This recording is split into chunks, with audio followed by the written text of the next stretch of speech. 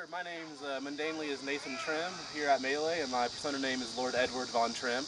I'm currently part of the noble household, House Nurnberg, but right now I'm fighting over on the Blood Dragons. I'm a mercenary right now. Okay, and how long have you been doing Melee?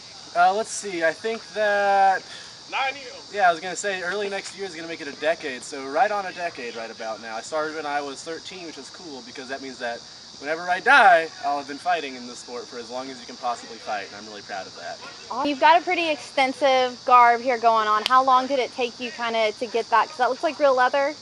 Well, it is. I mean, all this was given to me, but this is what's called a Visby coat. It's called W-I-S-B-Y. Basically, it's a coat of leather. On the inside here are all plates. Then you just add leather on top of it to look good. I mean, realistically, you could get one of these put together if you had all the component parts in just a couple days, if you really worked on it.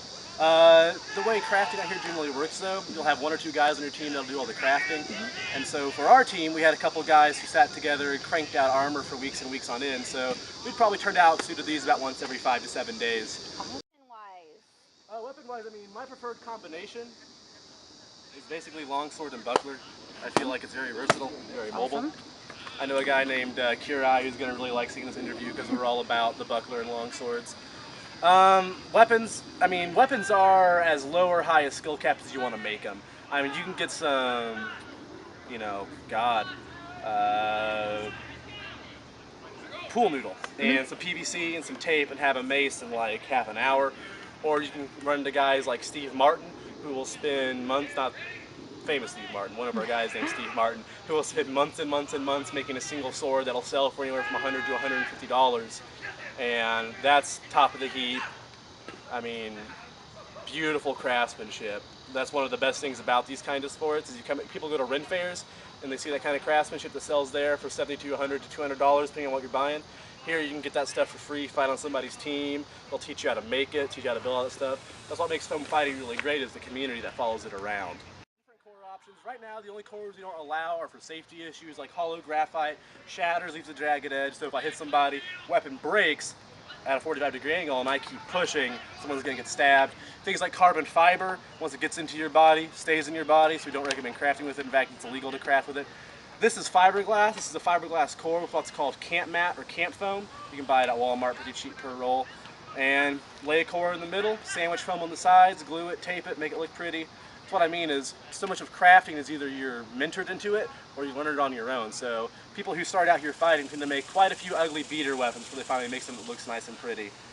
I don't like crafting because I'm terrible at it, so I generally merc out or buy for all my weapons.